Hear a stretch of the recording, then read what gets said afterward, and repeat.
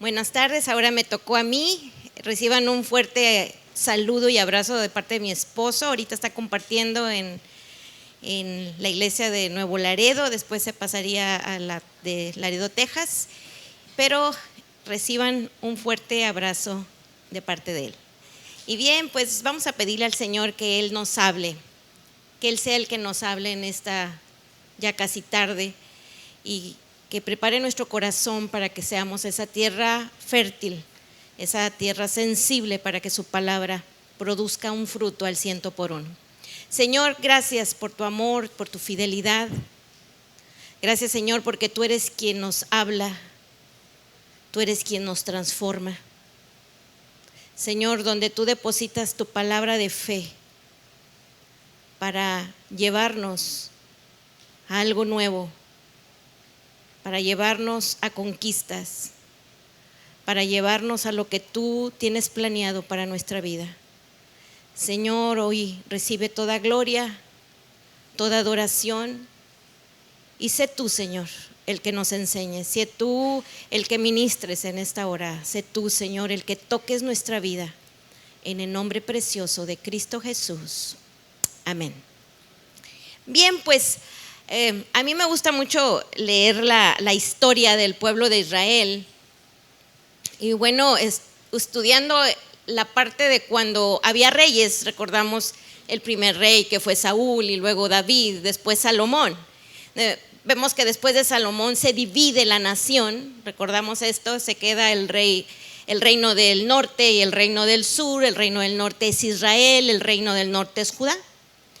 Y si nosotros leemos la vida de los reyes, todos los de Israel, dice, hicieron lo malo delante de los ojos de Dios. Hicieron lo malo delante de los ojos de Jehová. Si nosotros leemos la vida de los reyes de Judá, encontramos que hay 22 reyes. Ellos duraron más tiempo que Israel, que la parte norte, como nación. Y en esos 22 reyes que reinaron, 12 hicieron lo malo delante de los ojos de Dios. Solamente 10 hicieron lo que agrada al Señor.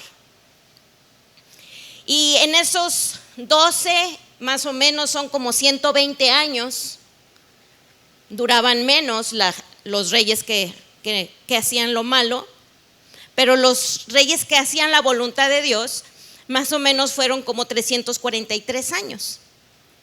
Para entonces Israel ya no aparecía, ya los asirios se lo habían llevado cautivo. Pero casi de los últimos reyes, a mí me llama mucho la atención porque hay uno que se llama Josías, que él comienza a reinar a los 8 años. Y segunda de Reyes 22:2 dice, así lo describe la palabra. No sé si por ahí lo tienen en las pantallas, pero dice, e hizo lo recto ante los ojos de Jehová y anduvo en todo el camino de David su padre, sin apartarse a derecha ni a izquierda. De este modo se está catalogando la vida de Josías, que dijimos comenzó a reinar a los 8 años. Lo que más me llamaba la atención es de que su abuelo había sido Manasés, un rey malo, de Judá, de los peores. Su padre Amón, que también no agradó al Señor, duró como creo que 2 años nada más. Pero este jovencito, a pesar de que comenzó muy pequeño, comenzó a buscar de Dios. Y iban como 18 años de su reinado cuando él hizo llamar a todos los sacerdotes y fue a que buscaran la ley y se la leyeran. Y al estar escuchando la ley, su corazón se comenzó a sentir el peso de todo lo que el pueblo de Dios había hecho en contra de su Dios. Y dice, nos va a ir mal por todo lo que nos hemos apartado de Él. Y entonces este jovencito impresionantemente hizo lo que muchos reyes no hicieron. Comenzaron a sacar toda la idolatría, comenzó a tirar todas las imágenes, las estatuas, los monumentos, todos los lugares altos, porque así se los llama la palabra. Cuando iban ellos a sacrificar a sus dioses, se les llama lugares altos. Dice que los destruyó. Sacó del templo de Jehová cosas que guardaban para adorar a otros dioses. Era algo feo. Y este jovencito lo hizo. De tal manera que deshizo una estatua de la diosa Cera que el rey Salomón, imagínense, desde el rey Salomón habían hecho. Entonces él comienza a sacar todo eso, y entonces él comienza a pedirle a Dios y les dice a sus sacerdotes: vayan y busquen a la profetisa Hulda para que nos dé palabra de parte de Dios. Y entonces ella da la palabra y dice: sí, ciertamente Dios les llevará cautivo a otro lugar, y pasará esto y pasará lo otro, pero a ese hombre que ha mandado para preguntarle a Dios, díganle que él no sufrirá ese tiempo. Por cuanto él buscó del Señor, dice, él no vivirá esto. Entonces a mí me impresiona mucho, porque vemos la gran importancia de ejercer una autoridad que el Señor nos ha dado. En este caso, el peso de autoridad como rey sobre una nación. Cómo dependía tanto de un rey para que el pueblo o se pusiera en los caminos de Dios, o al contrario, se apartaran y buscaran otros dioses. Y vamos a ver un ejemplo, porque bueno, este es el ejemplo de una nación, pero el Señor también nos entrega esa autoridad en nuestro hogar como padres. ¿Cuántos papás hay aquí? ¿Cuántos papás y mamás hay aquí? Ya somos más, ¿verdad? Y vamos a ver un ejemplo muy hermoso de una parábola que el Señor Jesús platica. Yo creo que de las parábolas que más conocidas, de las más hermosas. Y vamos a ir a leer la parábola del hijo pródigo. ¿De qué nos habla? Bueno, pues en sí la palabra nos habla de arrepentimiento. ¿Y qué podemos decir que es el arrepentimiento? En una manera sencilla, es ponernos de acuerdo con Dios, es creer y entrar en sus estándares, es decir, lo que es justo, lo que es santo, lo que yo entiendo que Él tiene de propósito para mi vida, porque entonces y solo entonces estaremos dando fruto, el fruto que Dios quiere que tú y yo estemos dando en nuestra vida. Entonces encontramos en esta palabra tan hermosa que Dios obra en circunstancias muy tremendas, cambios en nuestras vidas. Él produce estos cambios en nuestro corazón. Y podemos preguntarnos, ¿estamos produciendo fruto en nuestra vida? Así tú mismo, ahí pregúntate, ¿estoy produciendo yo fruto en mi vida? ¿O necesito un cambio en mi vida? Y si tú y yo necesitamos cambios en nuestra vida, ahora vamos a preguntarnos, ¿queremos esos cambios? ¿Quiero ese cambio? Porque necesitamos hacer las cosas que Dios quiere que hagamos. ¿Estamos de acuerdo?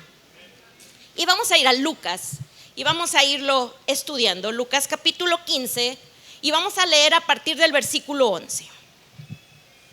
Dígame, ¿en el dormido?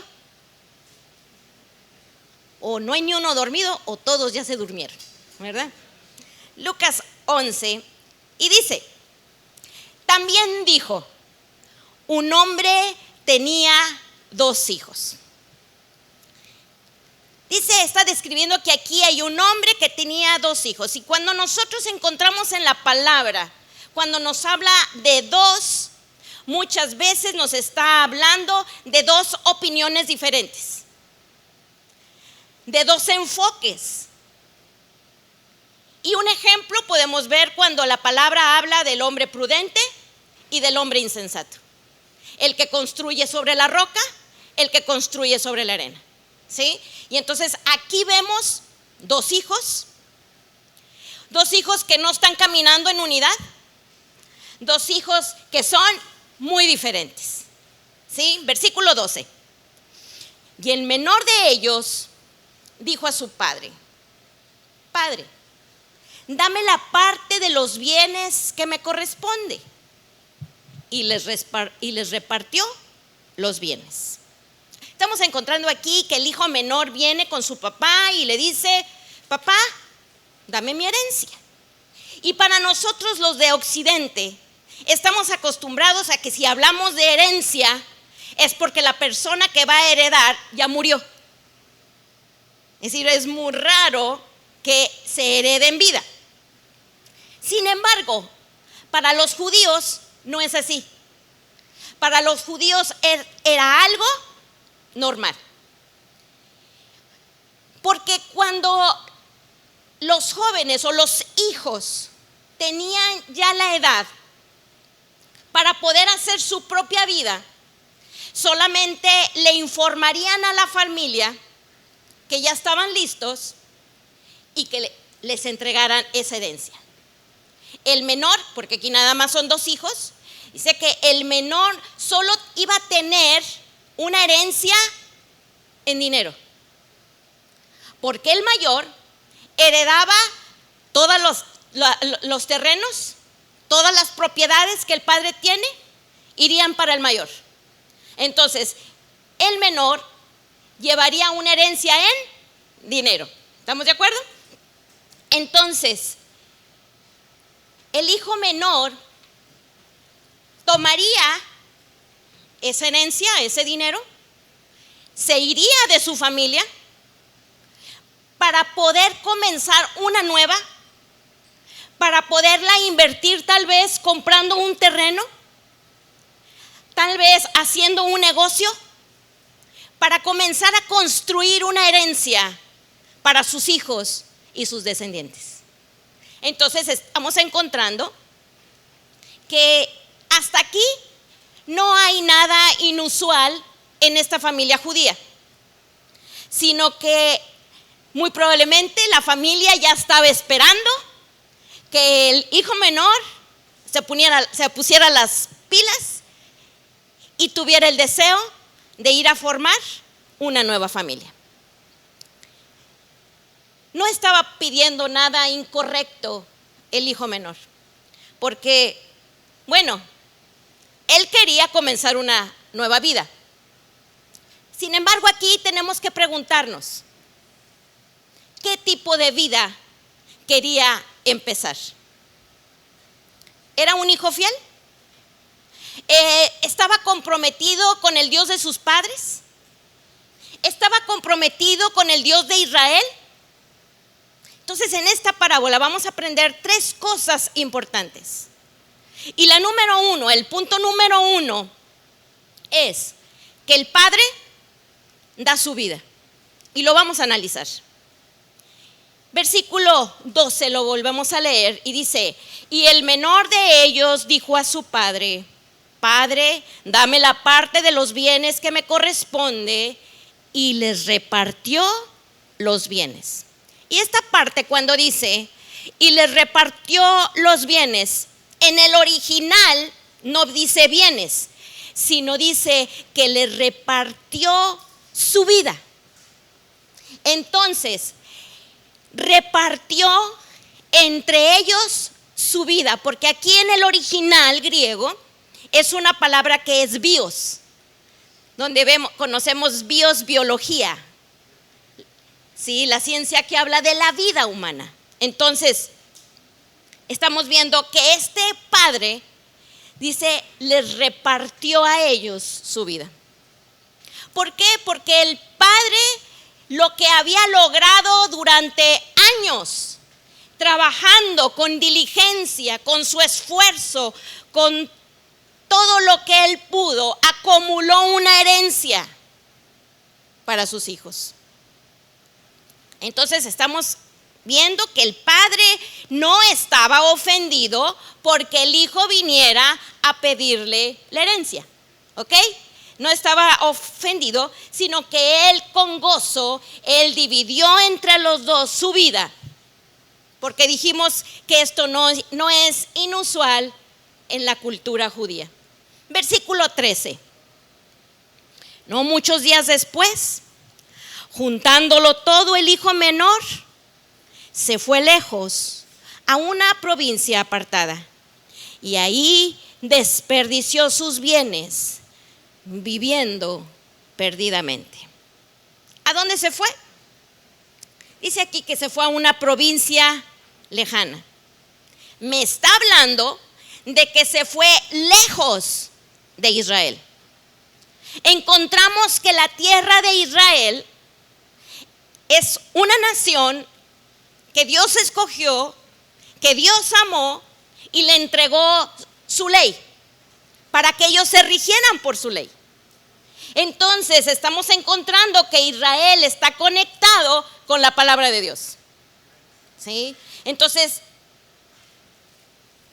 es su voluntad. Es decir, estamos encontrando que este joven no estaba interesado ni en Dios ni en su palabra, sino que este jovencito estaba interesado solamente en él mismo. Estaba ensimismado. ¿Por qué? Porque dice que desperdició todo sus posesiones, desperdició todo lo que él traía. ¿En dónde? En una vida impía. Es decir, en una vida que iba en contra de la voluntad de Dios. Y dice que todo ese dinero de herencia lo desperdició. Versículo 14. Y cuando todo lo hubo malgastado, vino una gran hambre en aquella provincia y comenzó a faltarle. ¿Cuándo pasó esto? Dice que cuando malgastó todo. Cuando este jovencito tal vez se fue a aquella parte que si lo pusiéramos en nuestros días, pues no se iría aquí a Tecate, ¿verdad? Con esa herencia para despilfarrarla. ¿A dónde creen que se iría? Pues yo creo que si no tenía visa, se saca su visa, su pasaporte y se va ¿a dónde? Se va a Las Vegas, ¿verdad? Porque ¿cómo dicen que lo que pasa en Las Vegas se queda en Las Vegas o qué? ¿Sí? Entonces él se va a un lugar así para desperdiciar toda su herencia. Entonces dice que cuando él hubo ya gastado todo, sucedió algo. Algo pasó. Y queremos ver aquí que cuando yo vivo en los propósitos de Dios, cuando yo le doy mi vida y mi corazón al Señor para que Él me dirija, ¿qué va a hacer Él? Me va a dirigir, me va a guiar, me va a dar discernimiento para tomar las mejores decisiones en mi vida. Él me va a capacitar para que yo tenga un futuro lleno de gloria, lleno de esperanza. Así lo dice Jeremías 29, 11 y 12, donde dice: yo tengo para ti pensamientos de bien, pensamientos, dice, que te llevarán a una vida llena de esperanza. Eso es lo que el Señor hace cuando nosotros dedicamos nuestra vida para que Él la dirija. Sin embargo, estamos encontrando aquí que no le pasó esto a este jovencito. Porque Dios tiene cuidado de nuestro futuro. Dios tiene cuidado de nuestra mañana, del día de mañana. Yo no puedo vivir atemorizado. ¿Qué va a pasar? No. Mi vida debe de estar confiado en que tengo un Dios que me cuida en todo lo que hago. Y que mi futuro va a ser un futuro próspero, lleno de la vida de Él. ¿Cuándo? Cuando yo estoy buscando de mi Señor. Pero si sigo mis propios caminos, cuando estamos tomando nuestras propias decisiones y ni siquiera incluimos a Dios en ellas, entonces no estaré preparado para el futuro. No estaré preparado para el día de mañana. Y esto es vivir en incertidumbre, vivir con inseguridad, vivir con temor. Y entonces vemos aquí en el versículo 14 que vino una gran hambruna. Y este jovencito no estaba preparado para esto. Y cuando habla de esa gran hambruna, me está diciendo que las cosas estaban en una situación extrema, difícil, una gran hambruna. Y esta hambruna solamente fue en ese lugar, no en toda la tierra, como en algunas escrituras habla cuando hay una sequía a nivel mundial. No, esto solamente fue en la provincia donde fue aquel jovencito. Dios cerrando los cielos de aquel lugar. Y entonces, ¿qué pensamos que comenzó a tener él? Pues una gran necesidad. Comenzó a sentir una gran necesidad. Y esta necesidad implicaba sufrimiento. Es decir, él comenzó a sufrir las consecuencias de sus decisiones, las consecuencias de sus malas decisiones. Y ahora vamos a ver el versículo 15. Lo leemos y dice: y fue y se arrimó a uno de los ciudadanos de aquella tierra, el cual envió a su hacienda para que apacentase cerdos. Encontramos aquí que este joven estaba en una gran carencia, él tenía un gran vacío, pero a través de esta necesidad, Dios comenzó a hacer cambios en el corazón de este joven. Encontramos que este ciudadano, porque dice que uno de los ciudadanos de aquella tierra, es decir, como que está acentuando que no es la tierra de Israel, es otra provincia lejana, que ellos no tenían el temor de Dios, ellos no caminaban conforme los preceptos de Dios. Y dice aquí que este ciudadano lo mandó a cuidar, ¿qué? Cerdos. Y si nos ponemos a analizar, porque los cerdos, los judíos ni siquiera tenían cerdos, ¿estamos de acuerdo? Porque en el Antiguo Testamento, en la ley, hablaba de que no deberían era uno de los animales que no deberían comer la carne. Entonces, si no lo iban a comer, pues menos, ¿para qué anda cuidando cerdos? ¿Estamos de acuerdo? Y era como un negocio ilegal en aquel entonces, porque eran contra la ley. Y aquí a este jovencito lo manda este ciudadano a cuidar los cerdos.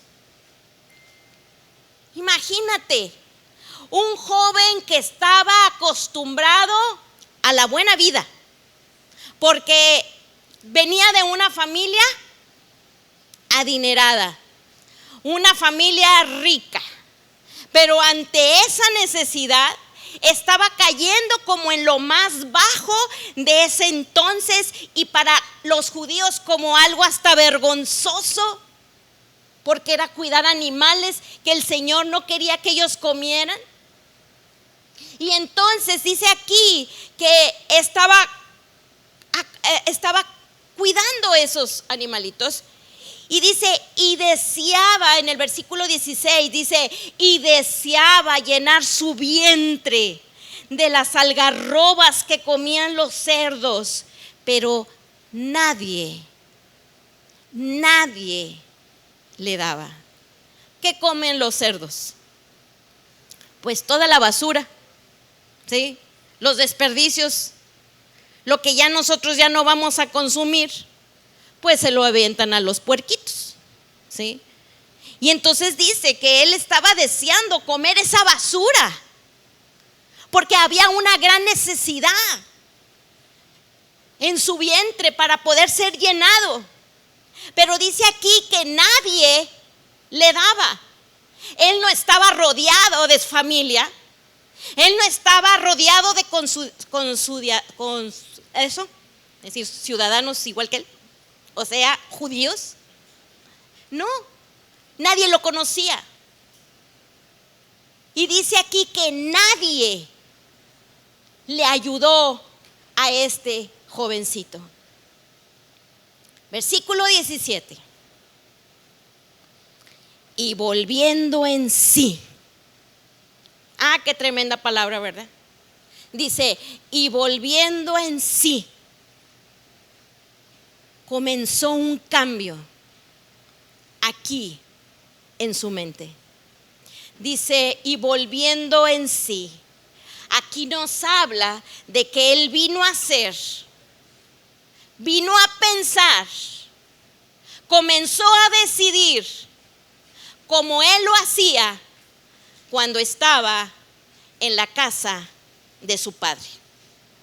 Entonces dice que volviendo en sí dijo: ¿cuántos jornaleros en casa de mi padre tienen abundancia de pan? Y yo aquí perezco de hambre. Y aquí estamos viendo el punto número 2. El punto número 1, ¿cuál dijimos que era? Si alguien puso atención. 500 pesos para el que me diga, no es cierto. ¿No se acuerdan cuál era el punto número 1 que dijimos? Que el Padre dio ¿qué? Su vida, ¿sí? El Padre da su vida. Y ese dijimos, era el punto número 1. Punto número 2. ¿Están listos para que se los diga? El ejemplo de un padre. ¿Cuál era el ejemplo que el padre daba? De que era un padre de oración. Y dice, nos habla, dice que cuando él volvió en sí, él pensó en su padre. Dice, ¿cuántos jornaleros, cuántos siervos en casa de mi padre tienen abundancia de pan? Nosotros en nuestra casa tenemos un gran ejemplo en ello. En la vida de mi esposo. Él es un hombre de mucha oración. Él es un hombre que muchas veces siente la necesidad de estar orando por la iglesia y lo venimos a dejar aquí en la noche y hasta en la mañana, a media mañana o hasta el mediodía lo recogemos.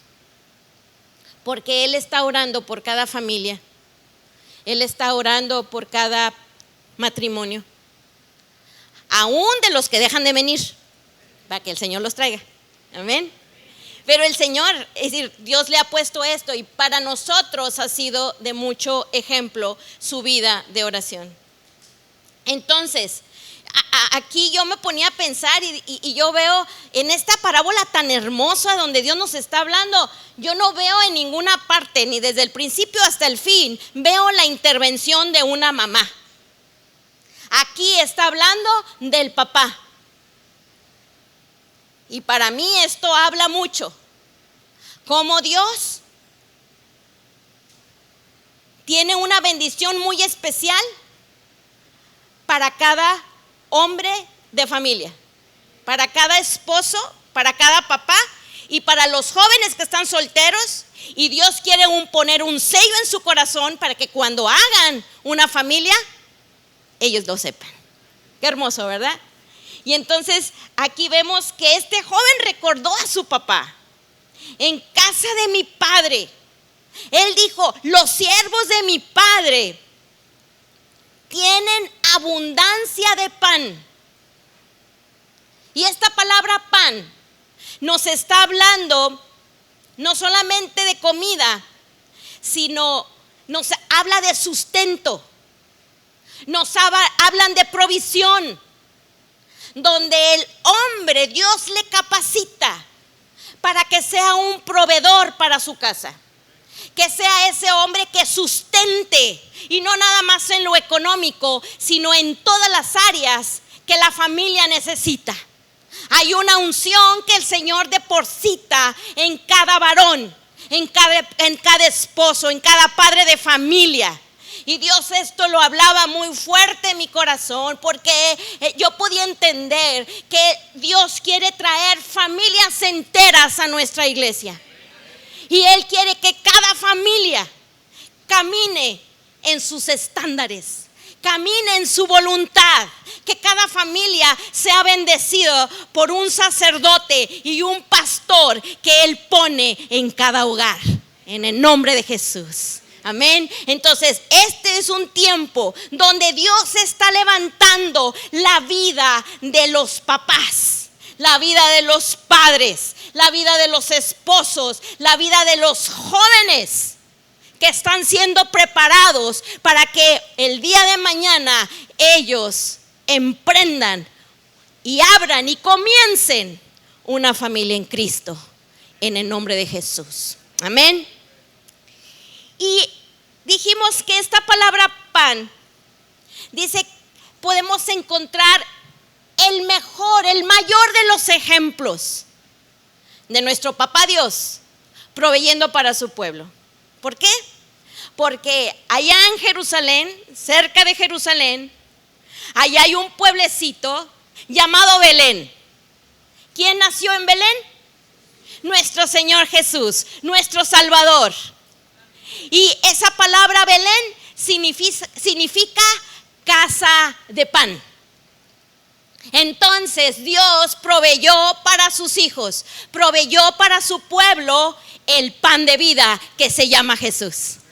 Y Él nos dejó su palabra, su propósito, su voluntad, para que tú y yo comamos de esa palabra, para conocer a Jesús, para ser bendecidos, para ser prosperados. Por eso estamos aquí, porque tú y yo tenemos hambre y sed de buscar de nuestro Dios, para que cada día seamos menos nosotros y más Jesús en nosotros, para que cada día el Señor traiga el discernimiento para tomar las mejores decisiones, para que cada día yo conozca más a Jesús, coma de Él a través de su palabra y sea alimentado, y que cada familia sea una familia bendecida y próspera en el nombre de Cristo Jesús.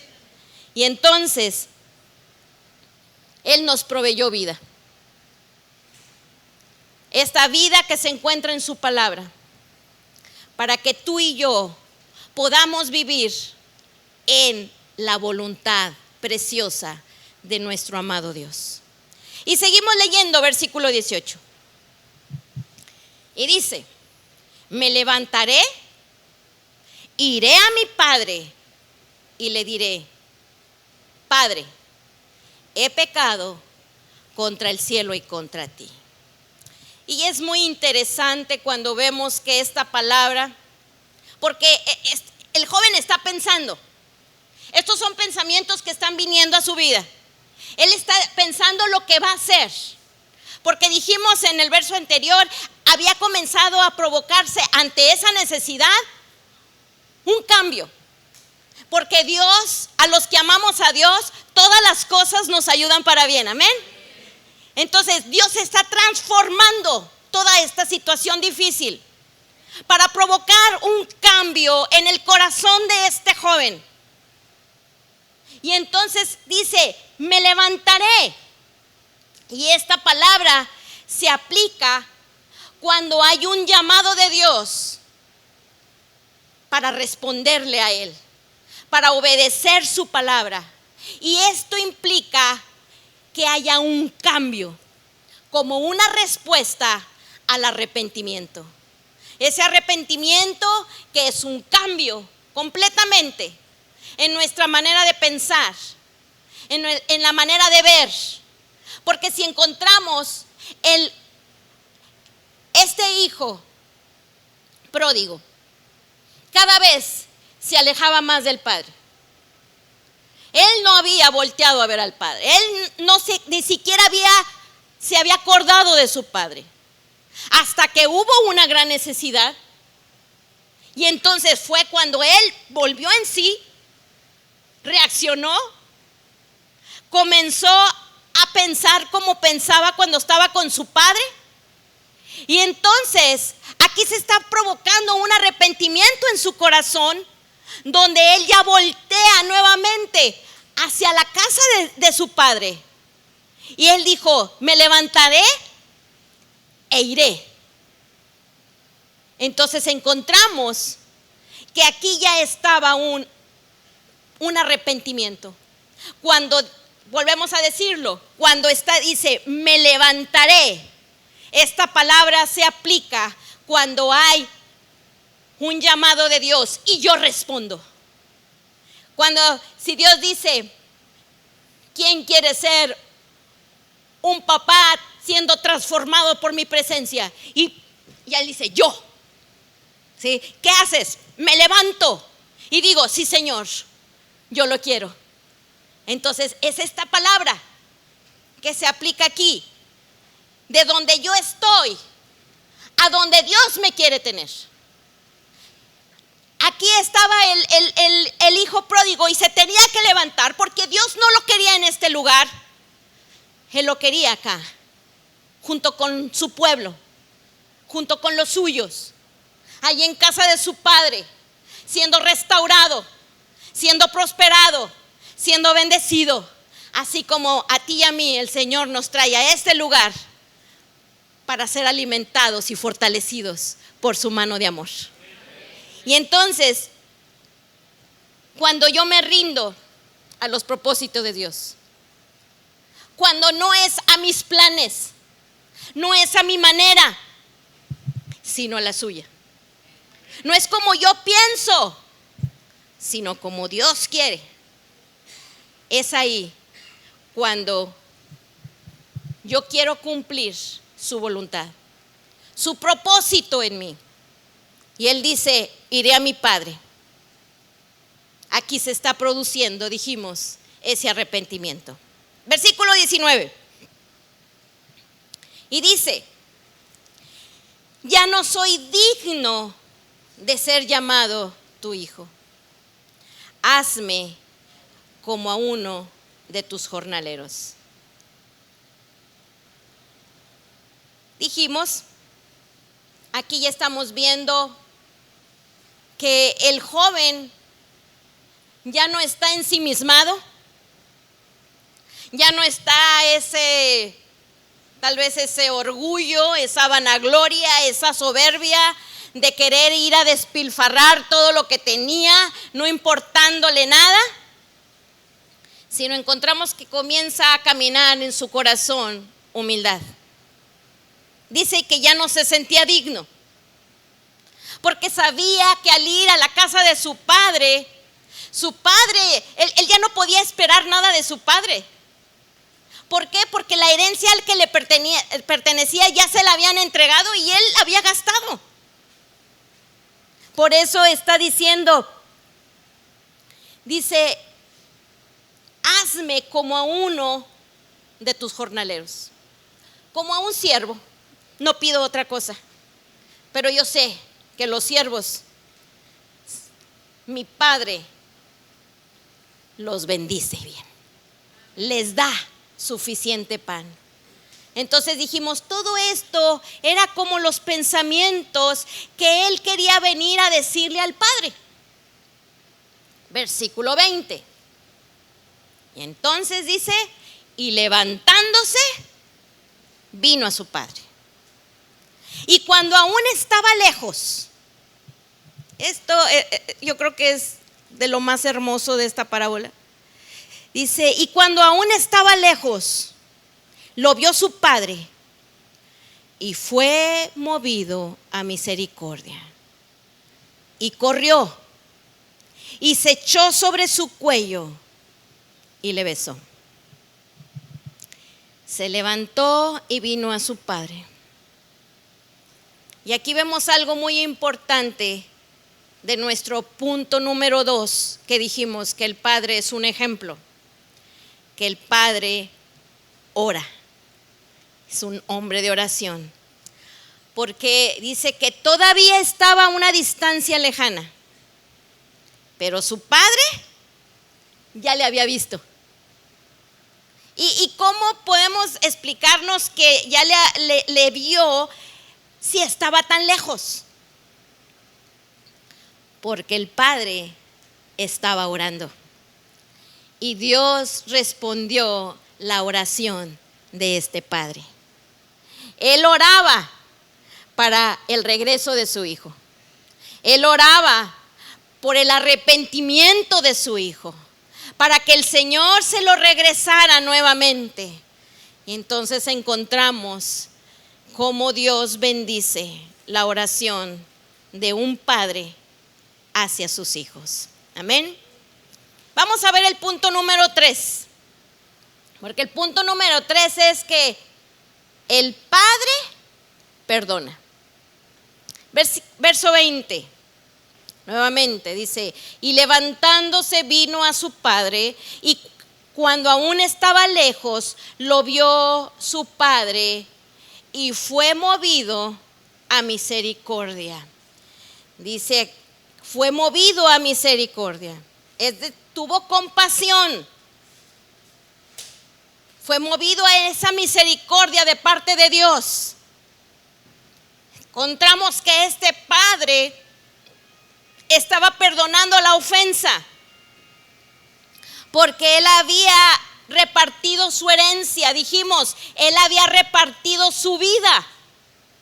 Todos esos años que trabajó diligentemente, y que había hecho el hijo, lo había despilfarrado, lo había desperdiciado todo. Pero encontramos que el padre no tenía coraje. Él no estaba resentido, él no tenía enojo, él no quería castigarlo. Al contrario, estaba lleno de compasión. Y así es nuestro Padre Dios. Él siempre está lleno de misericordia y de compasión con nosotros. Porque dice la palabra que cuando aún nosotros somos infieles, Él permanece fiel a nuestra vida. Y vamos a ver qué hizo este padre, porque dice que el padre corrió e hizo algo. Dice, se echó sobre su cuello. Y vamos a entender algo cuando dice que se echó sobre su cuello, porque esta parábola es Nuevo Testamento. Es decir, está escrito ¿en qué idioma? Escuela de Ministerio. ¿En qué idioma está escrito el Nuevo Testamento? En griego. Y entonces vamos a ver que había una tradición o una costumbre en aquel tiempo en los griegos. Dice que cuando dos hombres peleaban y estaban en esa riña, cuando uno de ellos ya estaba todo amolado, ¿verdad? Ya todo golpeado, ya no podía. Dice que él tenía que levantar su mano. Al levantar su mano se detendría la pelea. Es como diciendo, detente, ya no puedo más. He perdido. Y entonces se acercaba a su oponente y le mostraba su garganta. Y el oponente tomaba un cuchillo y le cortaba la garganta para matarlo y así tener el triunfo. Esto era algo como costumbre, tradición en los griegos en aquel entonces. Entonces, ¿de qué nos habla esta parte del cuerpo? Nos habla de rendición. ¿Y qué hizo? Porque vemos esto tan hermoso. Porque el padre, en lugar de ver al hijo y reconocer su derrota, porque él regresó derrotado, él regresó destruido, Él regresó con su cabeza cabizbaja. Le había ido no mal, sino re mal por esas decisiones que él tomó. Se fue sobre su hijo este papá. Y fíjate qué hermoso. Él dice que corrió, abrazó a su hijo y lo besó. ¿Dónde lo besó? En el cuello. Aquí en el cuello. Porque él estaba recibiendo la rendición de su hijo. Él no quería aniquilarlo. Él no quería castigarlo. Él no quería desahogar su ira y su enojo sobre él, sino que él le mostró amor. Y cuando venimos tú y yo a nuestro Padre Celestial, vengamos como vengamos, derrotados, vacíos, en necesidad, en pobreza, en humildad, Él no quiere castigarnos, sino Él muestra su amor para con nosotros. La parte que leyó Juan hace rato dice: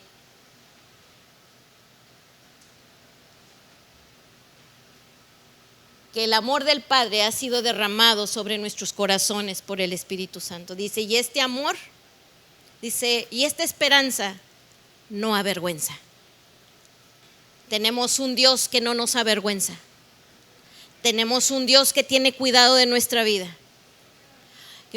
Que fallamos. ¿Cuántos no hemos equivocado?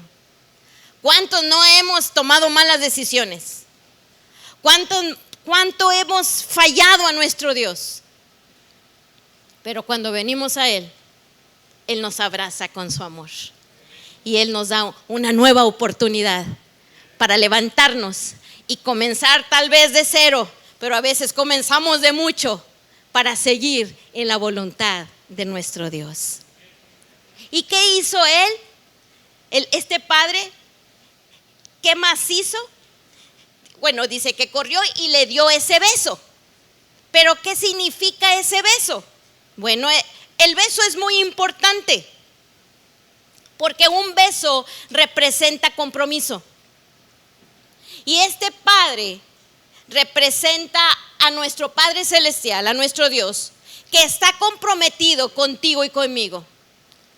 Que Él dio, dice la palabra, que lo que más amaba, que fue su Hijo Jesucristo.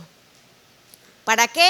Para que en Jesús tú y yo tuviéramos y viviéramos en victoria. Para que tú y yo viviéramos en salvación. Entonces, qué importante es que nuestro Papá Dios tiene compromiso con nuestra vida. Y ese es un compromiso de pacto. Él dio su sangre hasta la última gota para hacer ese compromiso, ese pacto donde Él dijo: nunca te voy a dejar y nunca te voy a abandonar. Estaré contigo todos los días hasta el fin. ¿Quién lo cree? Necesitamos creerlo. Y versículo 21. Y el hijo le dijo: Padre, he pecado contra el cielo y contra ti, y ya no soy digno de ser llamado tu hijo. Y entonces el versículo 22 dice: pero el padre dijo a sus siervos: sacad el mejor vestido y vestidle, y ponerle un anillo en su mano y calzado en sus pies. ¿Se fijan cómo lo hermoso de nuestro Dios es que es un Dios de restauración? El Padre le está dando indicaciones a sus siervos: traigan el vestido, traigan el anillo, traigan el calzado. Él ya no escuchó todo lo que el hijo estaba diciendo, aún hasta lo interrumpe para que los siervos hagan en él una restauración en su vida. Y así es nuestro Dios.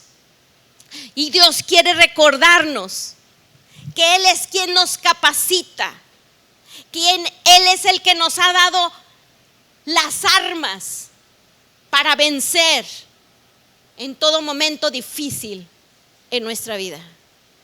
Que no importa la condición en que lleguemos a buscar de Dios, Dios siempre tiene lo mejor para nosotros. Amén. Y vamos a ir, por último, ya nomás tengo 20 versículos y terminamos. Lucas capítulo 11, versículo 21 y 22. Este versículo Dios me lo ha estado dando mucho en estos últimos días, semanas. Y vamos a leerlo, por ahí lo tenían, Lucas 11, 21 y 22. Y dice: cuando el hombre fuerte armado guarda su palacio, en paz está lo que posee. Pero cuando viene otro más fuerte que él y lo vence, le quita todas sus armas en que confiaba y reparte el botín. Aquí me está diciendo que un hombre fuerte, armado, está en su palacio, está en su casa y está confiado. Y dice aquí: pero viene alguien más fuerte que él y lo vence. Entonces este hombre ya se siente débil, se siente incapaz, ya no confía en esas armas, como queriendo buscar otras más poderosas para poder vencer. Sin embargo, el Señor nos ha dado a ti y a mí armas poderosas. ¿Cuáles son esas armas? ¿Alguien me pudiera decir una arma? La oración, la palabra de Dios, nuestra fe, la oración que le habían dicho. ¿Qué más? La alabanza y la adoración. Son armas que nos ha dado. Apocalipsis 12:10 dice: y ellos le han vencido por medio de la sangre del Cordero. El poder de la sangre de Cristo sobre nuestras vidas, que nos cuida, nos protege, nos limpia. Son armas que el Señor nos ha dado, pero muchas veces las estamos aplicando para una necesidad. A lo mejor las estás aplicando para la restauración de un hijo. A lo mejor las estás aplicando para la sanidad en tu matrimonio. A lo mejor la estás aplicando para la sanidad de alguien de tu familia, para la sanidad en las finanzas. Y estás en ellas, pero crees que no pasa nada y te desanimas. Y es como ese hombre que describe aquí Lucas 11, donde parece ser que llegó uno más fuerte que tú y te venció. Pero tenemos que recordar que el que está con nosotros es más fuerte y poderoso. Es un guerrero invencible llamado Jesucristo, que dio su vida por ti y por mí y quiere traer victoria en todas las áreas de nuestra vida.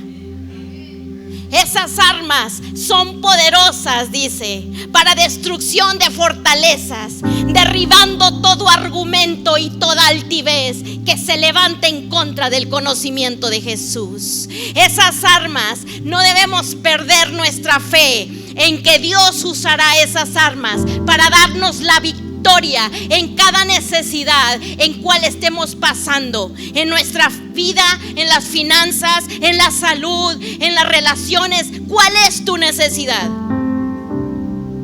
Dios es poderoso para traer la respuesta a nuestra vida, porque dice la palabra: esta es la victoria que vence al mundo, nuestra fe. Y no es la fe porque yo crea que yo puedo, sino que sé que tengo al que todo lo puede, a nuestro Señor Jesucristo. ¿Por qué no te pones en pie? ¿Por qué no le pedimos juntos hoy al Señor?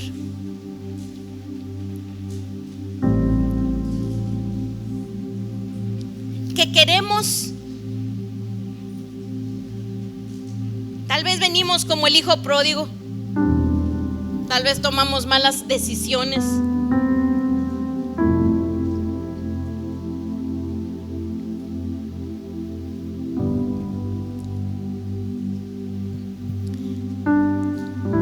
Tal vez han pasado situaciones difíciles en el hogar.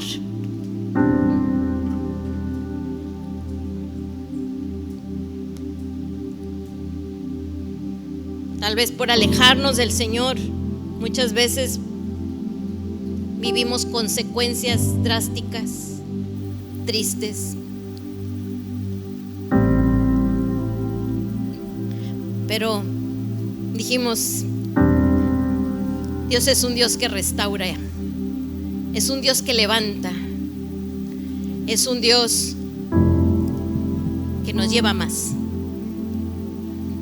Le voy a pedir a uno de los servidores si me puede quitar esto.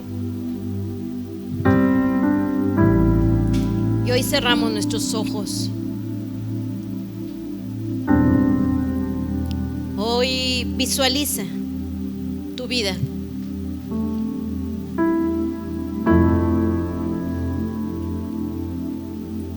Viniendo tú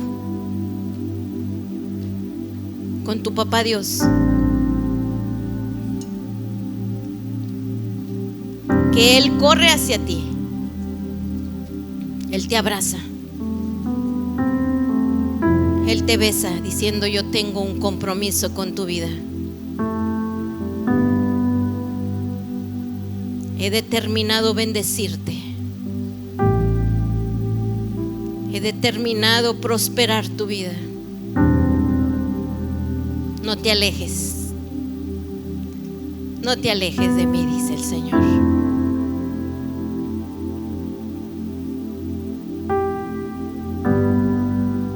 Está viniendo esa unción fresca sobre cada varón.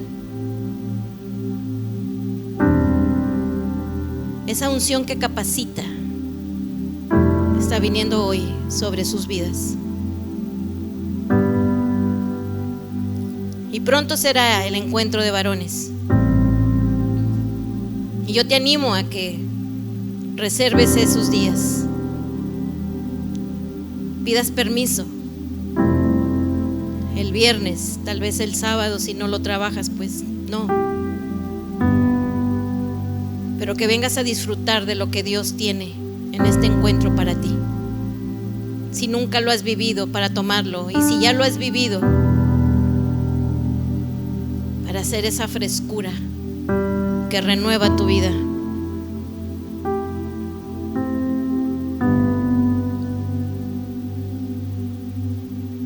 Dice la palabra: hiere al pastor y las ovejas son dispersas. Los esposos, los padres de familia, son ese pastor para cada hogar.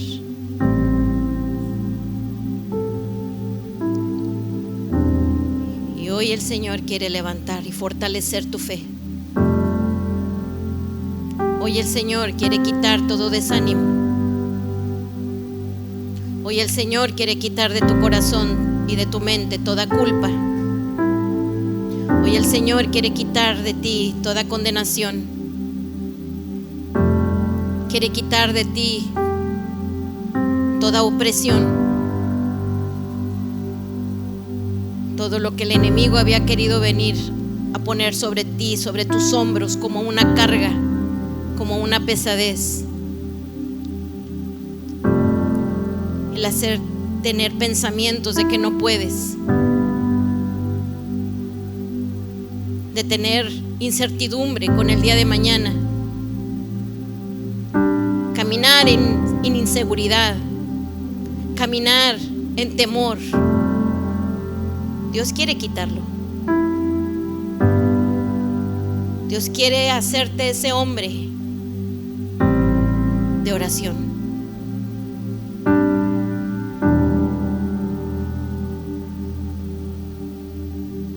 Sé que no solamente a los hombres, sino también a las mujeres, Dios nos está llevando también a eso. a ser mujeres de oración. Y hoy el Espíritu Santo comienza a llenar tu vida.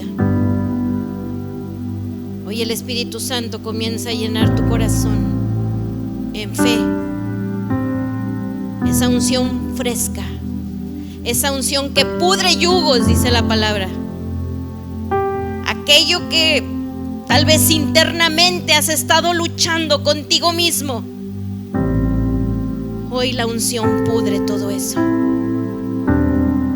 y te lleva más, y te lleva más, y te lleva a libertad. En el nombre precioso de Jesús.